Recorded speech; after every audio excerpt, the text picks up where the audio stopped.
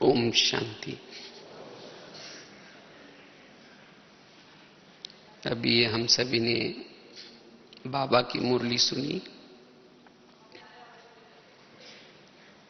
विशेष बाबा ने कहा क्या करो, सदा खुश रहो और सबको क्या करो, खुशी बांटो, क्योंकि आगे चल करके जो अभी हम वाचा से सेवा करते हैं, साधनों से सेवा करते हैं, इसके बजाय आगे चल करके चलन और चेहरा, चेहरा हमारा सेवा का साधन बनेगा।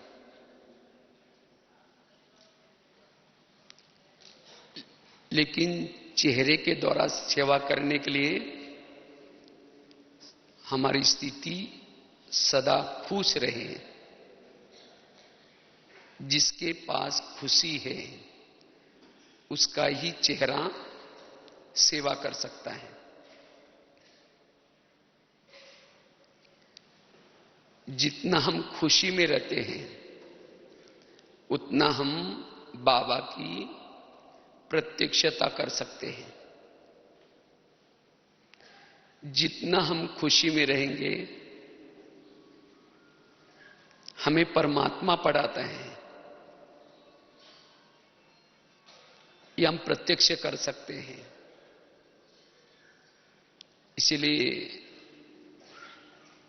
हर एक को बाबा की प्रत्यक्षता करने के लिए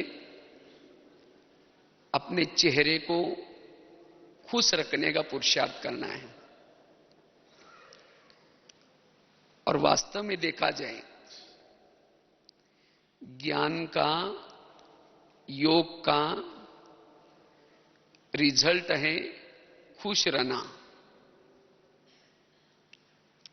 हमारे जो 4 सब्जेक्ट हैं, उन 4 सब्जेक्ट का रिजल्ट है खुश रहना। जैसे मूर्तिकार मूर्तियां बनाता है और लास्ट में क्या करता है, उसके चेहरा बहुत अच्छा होना चाहिए। तो इसी तरह हम सभी मूर्तियां बन रहे हैं,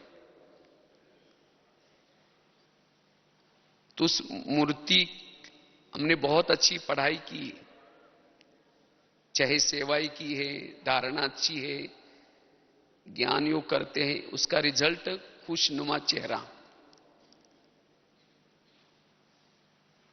इसलिए हमें सदा खुशी में रहना है।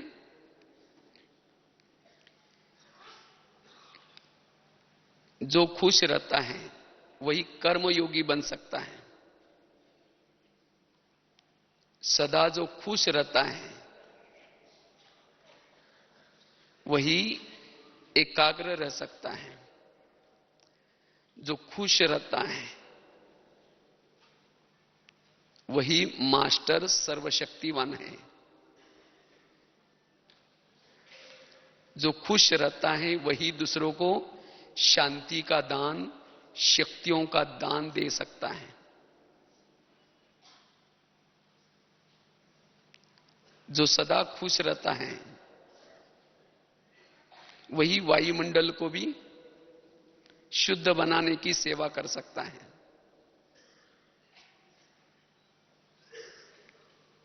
इसलिए बाबा कहते बच्चे खुश रहो, कुछ भी हो जाए लेकिन खुशी को कभी नहीं छोड़ना है। जितना जो खुश रहता है, खुश रहने वाला ही आत्मस्थिति में रह सकता है। अगर मेरे पास खुशी नहीं है, हम आत्मस्थिति में नहीं टिक सकते। जो खुश नहीं रहता वो अंतर्मुखी नहीं बन सकता। कोई बातों से उसकी खुशी गायब हो गई, वो बाह्यमुखी बनेगा, अंतर्मुखी नहीं बनेगा। इसलिए सदा हमें क्या करना है, खुश रहना है।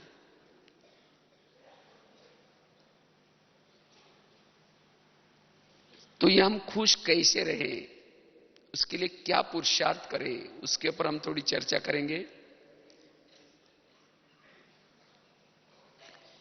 क्योंकि जो खुश रहता है,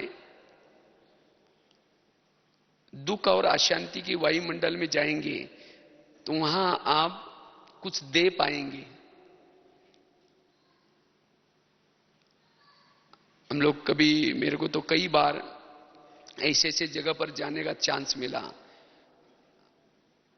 कई बार कई जेलों में वगैरह हम लोग जाते रहते हैं। लेकिन जब वहां जाते हैं, इतना वो वायुमंडल खराब होता है, क्योंकि हर एक को कोई ना कोई टेंशन रहता है,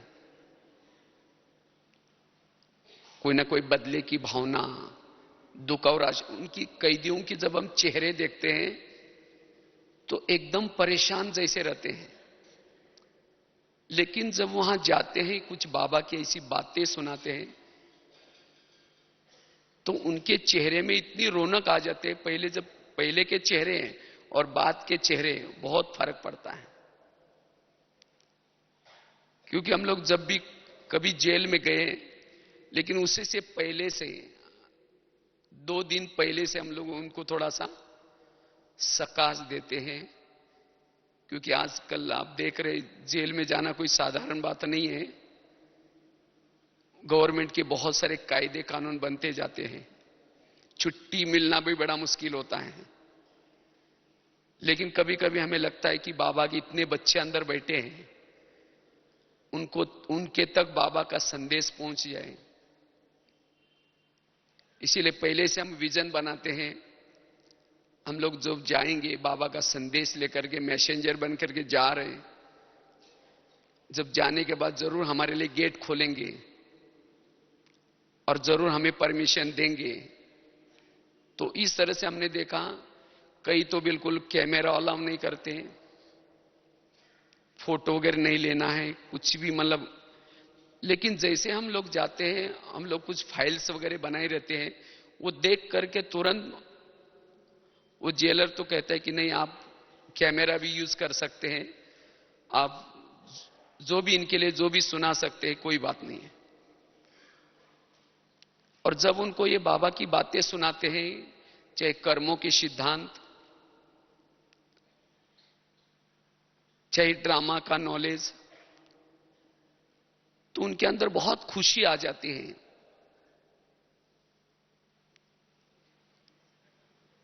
तो इसीलिए जो भी ऐसी दुखी आत्मा है,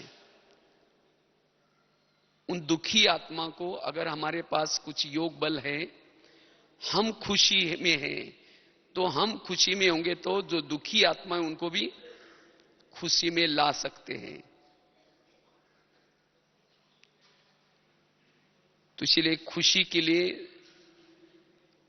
खुशी बांटने के लिए हमारे पास क्या चाहिए? खुशी चाहिए। अगर हम ही हमारे परिस्थिति से परेशान हैं, हम अपने विघ्नों से परेशान हैं,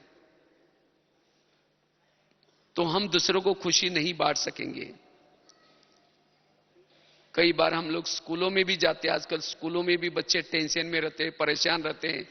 अभी कुछ दिन पहले मैं एक बालाघाट में गया था, एक एमपी में, तो कुछ बच्चों को कुछ ऐसी बातें सुनाई। लास्ट में एक उसी सभा में एक बच्चा था, वैसे बच्चियों का स्कूल था। उस बच्ची ने टीचर को कहा कि मैं कुछ अपना अनुभव सुनाना चाहती हूं। तो टीचर ने परमिशन दी और उसने आकर के बताया कि आज का ये लेक्चर सुनकर के हमें इतना अच्छा लगा, मैं तो सुसाइड करने वाली थी, मैं इतना डिप्रेशन में थी, इतनी परेशान थी, लेकिन आज की ये बातें सुनकर के मुझे इतना अच्छा लगा। मैं तो आज स्कूल में भी आने वाली नहीं थी, लेकिन मुझे जैसे अंदर से प्रेरणा आई, चलो मैं जाती हूं। 3-4 दिन से वो परेशान थी। तो आज युवाओं में, चाहे कैदियों में, तो अभी हम लोग गुड़गांव में गए थे, तो वहां कुछ करीबन मुझे लगता है 140 लोग जो मारुति कंपनी के हैं, उन्होंने कुछ पिछले साल 2 साल से कुछ कांड हुआ था, उसके कारण 150 लोग जेल में हैं। तो उनको ऐसे कुछ कर्मों की बातें सुनाई। तो एक कैदी ने अनुभव सुनाया, कहा कि मेरे अंदर इतना अंदर से बदले की भावना उबल रही थी।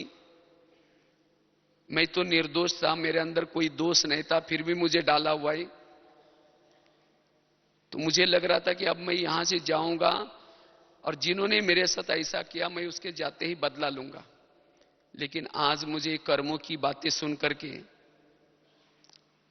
आज मैं अपने आप को बदलने का प्रण लेता हूं। तो कहने का मतलब वर्तमान समय हमारे पास स्वयं के अंदर खुशी हो तब हम औरों को खुशी बांट सकते हैं। तो ये बाबा ने तो हर एक को चांस दिया है और आगे चल करके ये सेवा हर ब्राह्मणों को मिलने वाली है। तो अभी से हमें अपने खुशी का क्या करना है, स्टॉक जमा करना है। तो ये खुशी हमारे पास हम कैसे जमा करें, उसके लिए हम क्या पुरुषार्थ करें जो हम सदा खुश रहे।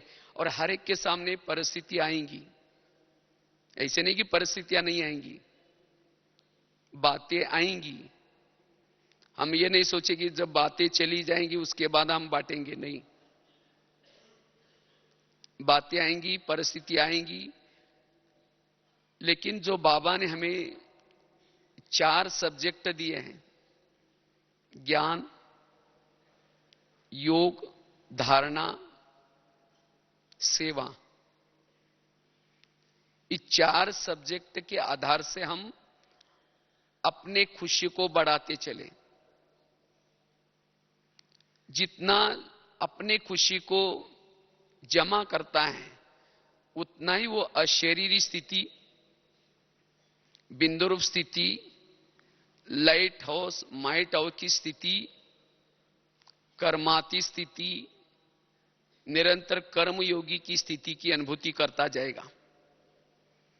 तो चेक करना है मेरी खुशी कहां से गायब होती है, किन बातों से गायब होती है, ये चेक करना है। और अब हमें अपने खुशी को क्या करना है, खुशी का स्टॉक बढ़ाना है। तो खुशी गायब होने का सबसे पहला कारण है, अगर कोई हम संस्कारों के वश हो जाते हैं।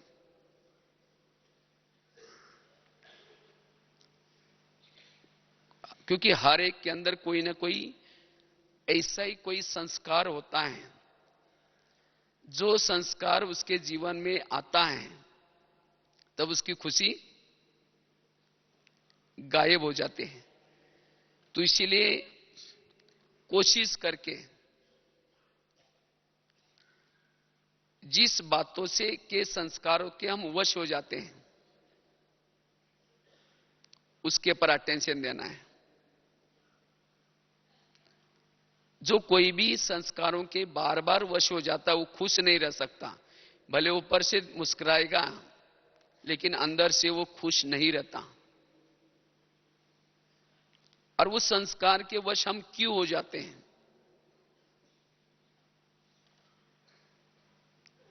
जब थोड़ा सा ज्ञान योग की तरफ अटेंशन नहीं रहता, जो ज्ञान योग के द्वारा हम सुख नहीं लेते, थोड़ा आलस और अलबेलापन के वश हो जाते हैं, तब हमारे अंदर जो छिपे हुए संस्कार है वो बाहर आ जाते हैं। संस्कार तो परिवर्तन नहीं होते हैं, संस्कार मर्ज हो जाते हैं, संस्कार इमर्ज हो जाते हैं। तो कुछ भी हो जाए हम अपने संस्कारों को क्या करना है, मर्ज रूप में रखना है। वैसे तो बाबा तो कहते हैं मर्ज भी नहीं रखो, संस्कारों के संस्कार करो। तो जिन्होंने अपने संस्कारों के संस्कार किए हैं वो सदा खुश रहता है, उसकी खुशी कोई छीन नहीं सकता। तो इसलिए चेक करना है अब भी मेरे अंदर कौन से ऐसे संस्कार हैं जो अभी भी छिपे हुए हैं। और थोड़ा भी अटेंशन कम हो गया, वो संस्कार एक्टिविटी में आता है। उसको कोई ऐसा वायुमंडल मिल गया, कोई संग मिल गया, उस संस्कार को ताकत मिल गई, वो संस्कार आपकी नहीं सुनेगा, आपकी खुशी को गायब कर देगा। इसलिए हम सदा अपने संस्कारों को दबाने के लिए, संस्कारों के संस्कार करने के लिए ज्वाला स्वरूप स्थिति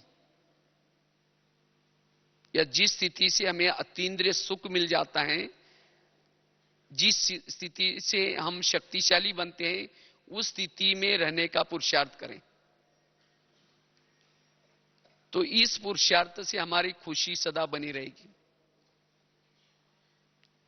जिस संस्कार से हम बार बार प्रभावित हो जाते हैं, ऐसे संस्कारों से दूर। तो संस्कारों के वश होने से हमारी खुशी गायब हो जाते हैं। इसलिए सदा ईश्वरीय नशे में, सदा शक्तिशाली स्थिति में रहने का पुरुषार्थ, और उस पुरुषार्थ से हमारे संस्कार दब जाएंगे और जिसे हम खुश रह सकते हैं। दूसरी बात है, अगर हमें सदा खुश रहना है, इसके लिए हमारी स्थिति चाहिए स्वराज्य अधिकारी स्थिति। अगर हमारा स्वराज्य अर्थात अपनी इंद्रियों पर ध्यान नहीं है, हमारी इंद्रियां माया के साथ मिली है, माया के वश में है, हम खुश नहीं रह सकते। तो हमें खुशी का साधन है अपने पर शासन, अपने हर इंद्रियों पर शासन। कभी कभी हमारे बोल के ऊपर अटेंशन नहीं, भले हम बोल तो देते हैं लेकिन बाद में दुखी बन जाते हैं। अगर हमारे कान ने कुछ ऐसी बातें सुन ली, भले उस समय तो अच्छा लगा लेकिन बाद में हमारी खुशी गायब। कुछ ऐसी चीजें हम देख तो लेते हैं बाद में। तो इसलिए जिसका हर इंद्रियों पर शासन है, वही सदा खुश रहता है। स्वराज्य अधिकारी स्थिति। इसीलिए रोज अपना दरबार लगा करके अपने हर इंद्रियों को बताना है, फिर रात्रि भी हमारा दरबार लगाना है। जिसने वो दरबार लगाने का अटेंशन है, वो जाकर के सदा खुश रह सकता है। खुशी कोई और नहीं चिंता, हमारे अपने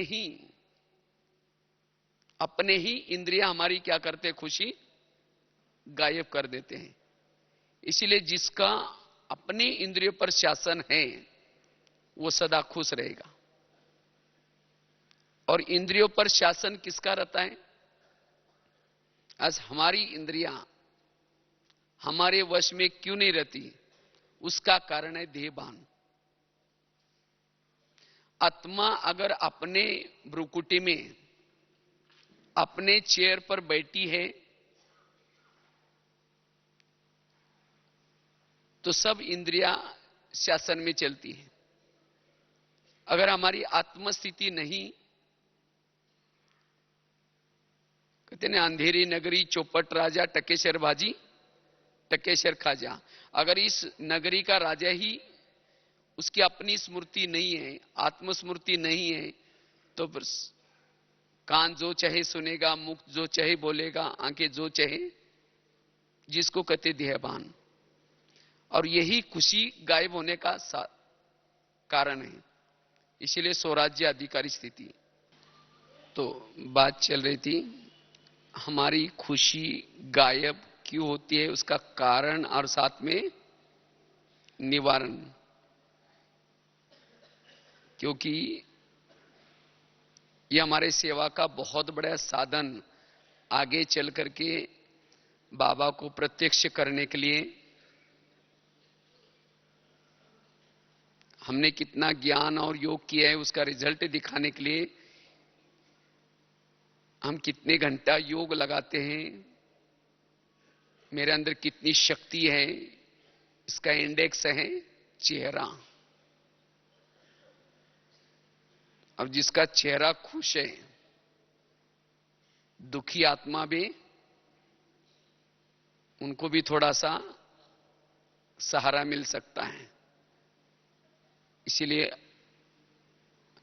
हमें स्वयं चेक करना है कि मेरी खुशी क्यों गायब होती है। उसका पहला कारण बताया था, अगर हम कोई संस्कारों के वश हो जाते हैं, इससे हमारी खुशी गायब हो जाएगी। तो कोशिश करके जिन बातों के वश बार बार होते हैं, अब हमें उस संस्कारों को ज्ञान और योग से क्या करना है, उसके संस्कार करनी है। दूसरी बात है, जिसका अपने कर्मेंद्र पर ध्यान नहीं है, जो अपने कामों में व्यस्त है, अचानक कोई गलत बोल, गलत सुनना, देखना कुछ, या मन का सोचना, बुद्धि, ये इंद्रियां भी हमारी खुशी को गायब कर सकती है। इसीलिए बाबा ने क्या किया था, ब्रह्मा बाबा ने रोज अपना दरबार लगाते थे। इसी तरह हमें भी रोज अपना दरबार लगाएं। लेकिन हम तो अपने इतना व्यस्त हो गए, जिसको कहते हैं ना, दुनिया तो चंद्रमा पर गई, लेकिन पड़ोसी को ना यही पता नहीं है। इसी तरह हम भी और बातों में इतना व्यस्त हो गए, हमारे शरीर में कौन क्या कर रहा है उसका हमारा ध्यान नहीं है। और कभी कभी फिर हम दुखी हो जाते, उसका कारण यही है। इसीलिए रोज हमारी एक एक कर्मेंद्रिया क्या करती है, क्या देखती है, उसके तरफ अटेंशन। इसलिए कहते हैं ना, तुम पहले अपने घर को सुधारो। घर मतलब लौकिक घर नहीं है, और इसका प्रभाव फिर औरों के ऊपर भी पड़ेगा। इसीलिए स्वराज्य अधिकारी स्थिति। तीसरी बात है, हमारी खुशी क्यों गायब हो जाती है, उसका कारण है योग बल की कमी। अगर हमारे पास योग बल कम है, योग बल कम अर्थात सारा दिन देह भान होगा, और जिसको देह भान है, कोई अपमान करेगा, निंदा करेगा, कोई छोटी मोटी बातें आएंगी, उसके अंदर निगेटिव थॉट्स चलते हैं, और जिसके कारण खुशी गायब। इसीलिए हम अपनी दिनचर्या में अमृत वेला, क्लास के पहले और मुरली, ये तीन बातों को, जिसका ये तीन बातों के ऊपर अटेंशन है, वो देही अभिमानी बनता है, उसकी आत्मा को एक बल मिलता है। और जिन्होंने अपनी आत्मा को बल दिया है, वो सारा दिन सोल कॉन्शियस में रहता है, आत्मस्थिति में रहता है। और जो आत्मस्थिति में रहता है, वो सारा दिन साक्षी अवस्था में रहता है। सब कुछ देखते हुए, सुनते हुए, उन बातों का असर उसके ऊपर नहीं पड़ेगा, ना उसके चिंतन के ऊपर, ना उसके वृत्ति में पड़ेगा, और वही खुश रह सकता है। अगर अमृत वेले के ऊपर अटेंशन नहीं है, अमृत वेला ढीली ढाली है, नींद करते हुए की है, मुरली को ठीक नहीं सुनी है, तो फिर उसे आत्मबल जो बनना चाहिए, जो आत्मस्थिति। आज कई भाई बहने कहते, पता नहीं मेरी सारा दिन वो आत्मस्थिति नहीं रहती। क्यों नहीं रहती? क्योंकि सवेरे अमृत वेले के ऊपर ध्यान नहीं दिया, मुरली सुनते समय एकाग्र नहीं हुए, क्लास के पहले योग नहीं किया और उसके कारण आत्मस्थिति नहीं। जिसकी आत्मस्थिति नहीं है उसको ही दूसरे की सारा दिन अवगुण दिखते हैं, उसके जीवन में ही समस्या नजर आती है। और जिसको चारों तरफ से समस्या नजर आते हैं वो खुश नहीं रह सकता। उसको अगर दोनों कोई बात भी कर रहे तो लगेगा मेरी बात जरूर चल रही, कोई हंस भी रहे तो उसको लगेगा मेरे को देख करके जरूर हंस रहे हैं। क्यों? देह भान है। इसीलिए हमें अपने कर्म क्षेत्र पर जाने से पूर्व रोज के दिनचर्या में इन 3 चीजों का अटेंशन, अमृत वेला योग, क्लास के पहले थोड़ा सा योग और मुरली। जिन्होंने 8 बजे तक अपने ऊपर मेहनत की वो सारा दिन कैसा रहेगा? खुश रहेगा और वही फिर औरों को खुशी बांट सकता है। क्योंकि जब हमारी आत्मस्थिति रहती है तब सहज हम कर्म योगी बन सकते हैं। कर्मों में योगयुक्त अवस्था लगी रहेगी।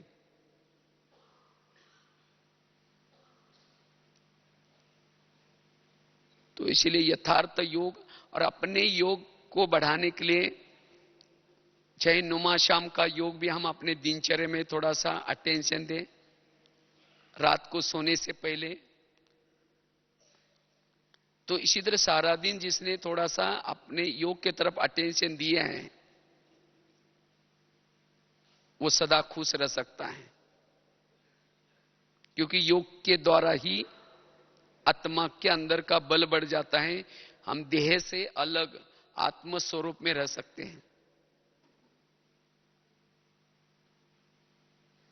चौथी चीज है सदा खुश रहने के लिए, जैसे बाबा ने कहा कि 4 सब्जेक्ट का बैलेंस।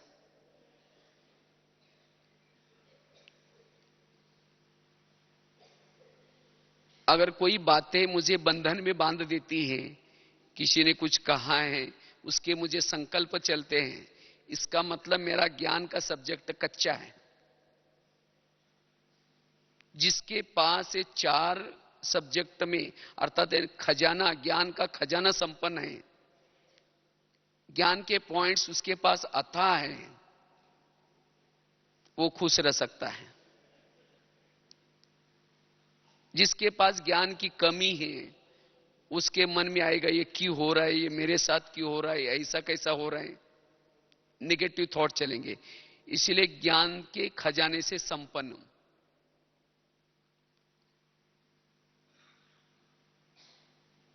जिन्होंने ज्ञान की स्टडी की है, ज्ञान केवल मुरली सुनना नहीं लेकिन उसकी सारा दिन चिंतन, इस सब्जेक्ट की पढ़ाई भी, कुछ अन्य साहित्य भी पढ़े, जैसे ज्ञानामृत है, जैसे बाबा की मुरली है उसका रिवा, तो उसका ज्ञान का खजाना संपन्न होगा। अर्थात ऐसी आत्मा ज्ञान से संपन्न होगी और संपन्न आत्मा कभी भी बंधन में बंध नहीं सकती, वो सदा खुश रहेगी। अगर ज्ञान की पॉइंट्स कम है खुश नहीं रह सकते। इसलिए ज्ञान के सब्जेक्ट में संपन्न, योग के सब्जेक्ट में भी संपन्न। मेरे पास योग बहुत अच्छा है, अब मुझे ज्यादा करने की जरूरत नहीं है। कब पता चलेगा?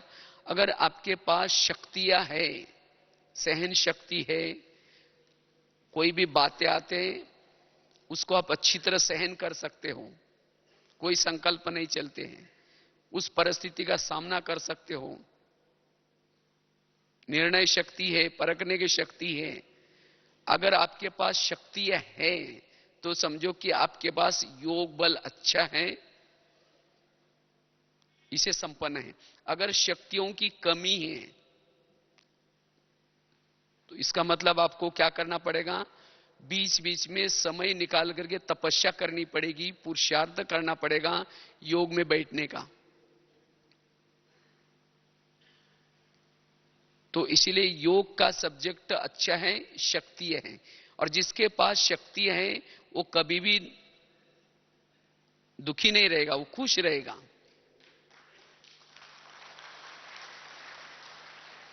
तो इसलिए अगर मेरी कोई भी खुशी गायब हो जाती है, इसका मतलब योग की कमी है।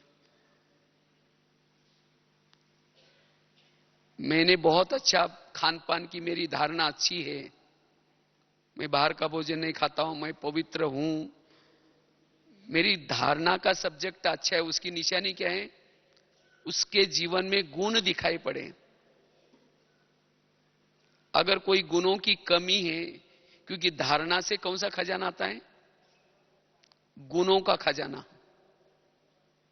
अगर गुणों की कमी है, इसका मतलब मेरी खान पान की धारणा ठीक नहीं, मेरी पवित्रता की धारणा ठीक नहीं है।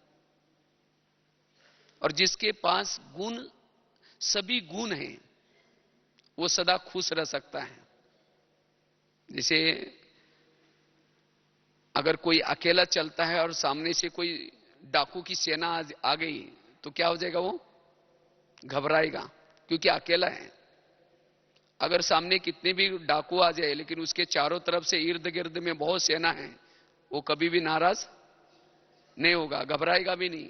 इसी तरह जिसके संगम युग में, जिसके इर्द गिर्द में गुण और शक्तियां हैं, वो कभी भी घबराएगा नहीं, क्योंकि गुण और शक्तियां उसको सहयोग देंगे। लेकिन ये गुण और शक्तियां कब रहेंगी? जिसके जीवन में योग का खजाना और साथ में धारणा का खजाना है, और सेवा का खजाना। सेवा, मैंने बहुत अच्छी सेवाएं बहुत आज तक की हैं, उसके जीवन में दुआएं बहुत होंगी। और जिसके जीवन में दुआएं हैं, वो सदा कैसे रहेगा? खुश रहेगा। मैं इतनी सारी सेवा करने के बाद भी मुझे खुशी नहीं रहती, इसका मतलब वो सेवा मनमत प्रमाण कर रहे हैं, परमत प्रमाण कर रहे हैं, या उस सेवा में आपका मैंपन है। मैंपन वाला सेवा में कभी उसको दुआएं नहीं मिल सकती, और वो खुश नहीं रह सकता। इसलिए खुश रहने के लिए निमित्त मात्र, निमित्त भाव, श्रीमत प्रमाण सेवा हो, तब वो सेवा से कैसे रहेगा? खुश रहेगा। तो इसलिए जिसके ये 4 सब्जेक्ट में बैलेंस है, वही कैसा रहेगा? खुश रहेगा, और वही दूसरों को क्या करेगा? खुशी बांटेगा। 4 सब्जेक्ट का बैलेंस। अगर अभी भी कोई सब्जेक्ट कच्चा है, उसके तरफ ध्यान। उसके साथ साथ 5वीं बात है, आज हमारी खुशी कभी कभी गायब क्यों हो जाते हैं? क्योंकि निगेटिव थॉट्स, व्यर्थ विचार। और व्यर्थ विचार क्यों आते हैं? जिसको हम कभी सहयोग देते हैं, जिनको कभी हमने बहुत मदद की, बहुत अच्छा मदद करके उसको आगे बढ़ाया, लेकिन ऐसा ही व्यक्ति अगर कोई आपको धोखा देता है, या आप किसी के रास्ते नहीं जाते, लेकिन कोई व्यक्ति आपकी ही बुराई करता है या कुछ ऐसी परिस्थिति निर्माण करता है, तो ऐसे सब बातें देख करके क्या हो जाते हैं? कहते हैं मैं तो इतना झुक करके चलता हूं, मैं इसके लिए ये किया वो किया, फिर भी ये मेरे लिए ऐसा करता है। ऐसी बातें क्या करेगी? खुशी को गायब कर देगी। तो ये व्यक्ति आपके साथ ऐसा क्यों करता है? ताली कभी एक हाथ से नहीं बजती, ताली के लिए कितना चाहिए? 2 हाथ चाहिए। इसी तरह आज मेरे साथ जो कुछ हो रहा है, ये सब मेरे ही कोई पिछले जन्मों के कर्मों का हिसाब किताब है। क्योंकि संगम युग चल रहा है, और संगम युग में अंतिम जन्म में हमें सब कुछ हिसाब किताब चुक्त करके क्या करना है? वापिस घर जाना है। तो अब हमारे जो भी कुछ 63 जन्मों के जो आपस के जो हिसाब किताब है, वो क्या हो रहे हैं? सुख तो हो रहे हैं। अगर कोई व्यक्ति, आप भले इस जन्म में उसके रास्ते में नहीं जा रहे, लेकिन कभी तो गए होगे ना। इसीलिए अगर कोई ऐसी बातें जीवन में आती भी हैं, तो भी ऐसे परिस्थिति में खुश रहने के लिए कर्मों के सिद्धांत को याद रखना है। ये जो कुछ मेरे साथ हो रहा है, ये मेरे ही कोई कर्मों का कारण है, इसीलिए इसका कोई दोष नहीं है।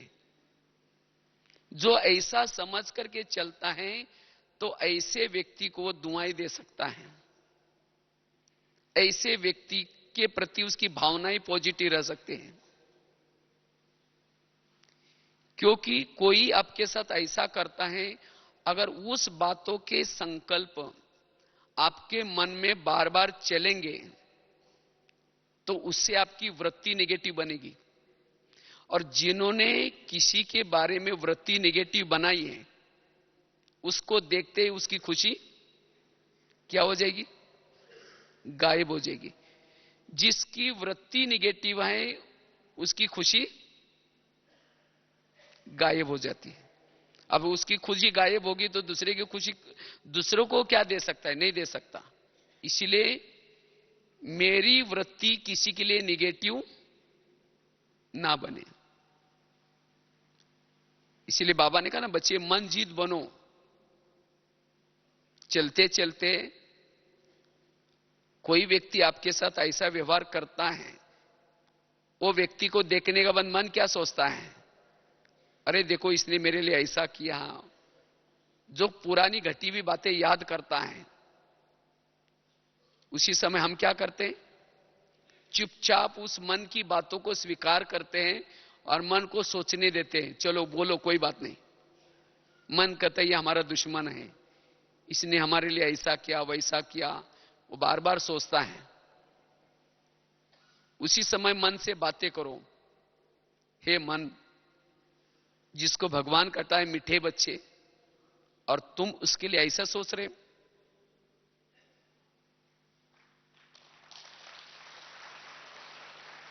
इसलिए हे मन, तुमने मुझे सोच सोच करके मेरे अनेक भाइयों के प्रति मेरी भावना खराब की।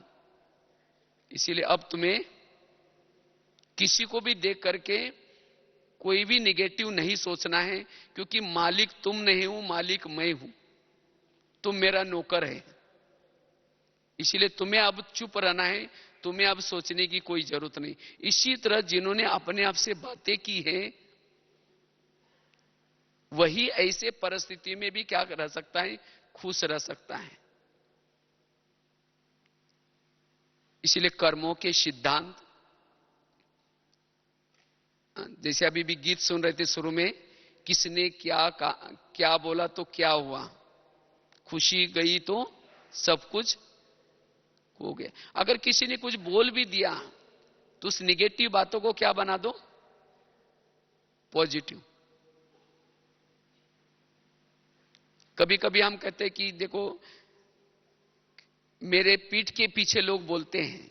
कोई बात नहीं, पीठ के पीछे तो बोलते हैं ना, मतलब आप उनके कितना आगे हैं? आपके पीठ के वो पीछे है, तो आप कितना आगे हैं? उसे और 2 कदम आगे हैं। तो कोई बात नहीं, बोलने दो, लेकिन हमें उस बातों को क्या करना है? नेगेटिव को पॉजिटिव में लेना है। अगर कोई आपका अपमान भी करता है, तो आप क्या सोचो? इन्होंने मेरा अपमान नहीं किया, मेरे ऊपर गुलाब का फूल डाल दिया। अगर कोई गुलाब का फूल डाले, अच्छा लगता है बुरा लगता है? अच्छा लगता है ना। तो जिस दिन किसी ने ऐसा किया, तो योग में बैठेंगे तो बाबा को, बाबा आज आपने एक बहुत अच्छा भगत भेजा था, उसने बहुत अच्छा फूल डाल के गया, आपको बहुत बहुत धन्यवाद, कल भी किसी को भेज देना। उस निगेटिव बात को क्या बना दिया? पॉजिटिव। अगर आपके बारे में 2-4 जन मिलकर के कोई परचिंतन करते भी हैं, आपके लिए कुछ निगेटिव बोलते भी हैं, अगर उसमें से आकर के कोई आपको सुनाता है, तो खुशी क्या हो गई? अरे आपके बारे में किसी ने टॉपिक निकाला था और ऐसे ऐसी चर्चा चल रही थी, आपके लिए बहुत निगेटिव सोच रहे थे, तो क्या हो जाएगा? खुश रहेंगे या खुशी गायब हो जाएगी? कोई बात नहीं। यहां संगम युग में जो भी आपके लिए कुछ बुरी बातें करते हैं, वही लोग द्वापर युग में जब आपका मंदिर बनेगा, उसी मंदिर के पास जिन्होंने परचिंतन किया था वही लोग आकर के क्या करेंगे, कीर्तन भजन गाएंगे। जिसने कहा था कि वो है ही ऐसा, वो गाने का काम करेगा। इसीलिए बाबा को, बाबा आज आपने बहुत अच्छा भजन मंडली भेजी, उन्होंने मेरा बहुत अच्छा भजन किया, फिर कल भी किसी को भेज देना। ऐसी बातें आपको खुशी को गायब, निगेटिव बातों को क्या बना दो, पॉजिटिव। तब हम व्यर्थों से, छोटी बातें तो बड़ी छोटी छोटी हैं, लेकिन छोटी छोटी बातें हमें क्या करते, खुशी को गायब करते। गीता का सार क्या है, जो हुआ अच्छा हुआ, जो हो रहा अच्छा, जो होगा वो भी। जीवन की हर घटना में कल्याण है। आज तक मेरे जीवन में कितनी सारी घटनाएं आई, उन सब घटना से मेरा भला हुआ या बुरा हुआ है, भला हुआ है ना। तो इसीलिए बाबा कहते बच्चे व्यर्थ संकल्प से मुक्त। तो ये संकल्प निगेटिव, ये हमारी खुशी को क्या करते हैं, गायब कराते हैं। इसीलिए हमें कर्मों के सिद्धांत को याद रखें, निगेटिव को पॉजिटिव बनाने की कला सीखे। जो हुआ अच्छा हुआ, इसको पाठ पक्का करें, तब हम सदा क्या रह सकते हैं, खुश रह सकते हैं। क्योंकि यही चीजें आज योग में भी डिस्टर्ब करती हैं। योग में माया आते, मतलब कोई राक्षस आकर के थोड़ी हिलाता है। यही सारा दिन की निगेटिव बातें आपको आत्मचिंतन, परमात्म चिंतन करने नहीं देगी। आज कई भाई बहनी कहते हैं, पता नहीं जब हम योग में बैठते हैं तो ऐसे ऐसे विचार आते हैं। ये ऐसे विचार क्यों आते हैं, वो विचार कहां से आते हैं? अगर किसी के 10-12 बच्चे हैं, वो शांति से बैठेंगे, एक बच्चा आएगा, कहेगा पापा जी मुझे कपड़े चाहिए, हिलाता रहेगा। पापा जी कहेगा ठीक है बेटा, मेरा पेमेंट हो जाएगा, दे दूंगा। और दूसरा आएगा, कहेगा पापा जी मुझे परीक्षा की फी चाहिए। दूसरा कहेगा मुझे किताब चाहिए। जितने बच्चे उतनी समस्या भी ज्यादा। इसीलिए दुनिया में कहते हैं ना, छोटा परिवार सुखी परिवार। तो हमारे भी कौन से बच्चे हैं, आने की इच्छाएं, तृष्णाएं, संकल्प, विकल्प, अनेक बच्चे पैदा कर लेते सारा दिन में। या जन्म जन्मांतर के अनेक बच्चे पैदा किए। और योग में बैठेंगे, वही सारा दिन के जो संकल्प विकल्प रूपी बच्चे आपको हिलाते रहेंगे, पापा जी मम्मी जी।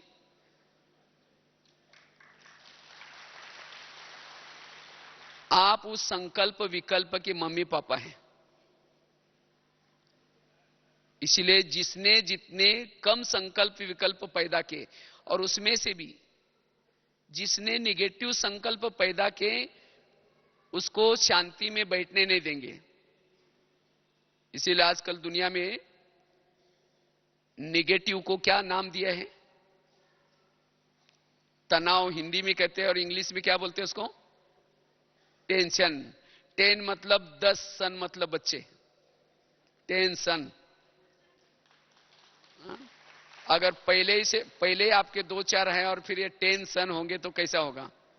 ये काम, क्रोध, लोभ, मोह, ईर्ष्या, घृणा, नफरत, वो खुशी को गायब करने वाले टेंशन है। तो ये मेरे जीवन में टेंशन पैदा ना हो जाए। ईर्ष्या पैदा हो गई, घृणा पैदा हो गई, नफरत पैदा हो गई, वैर पैदा हो गया, विरोध पैदा हो गया। ये चीजें आपको खुश रहने नहीं देंगी।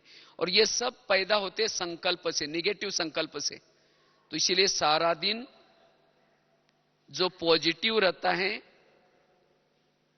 वैसे तो बाबा कहते बच्चे तुम तो ब्रह्मचारी हो, ब्रह्मचारी के तो कोई बच्चे ही नहीं होते। तो इसी तरह जिन्होंने सारा दिन ज्ञान और योग के द्वारा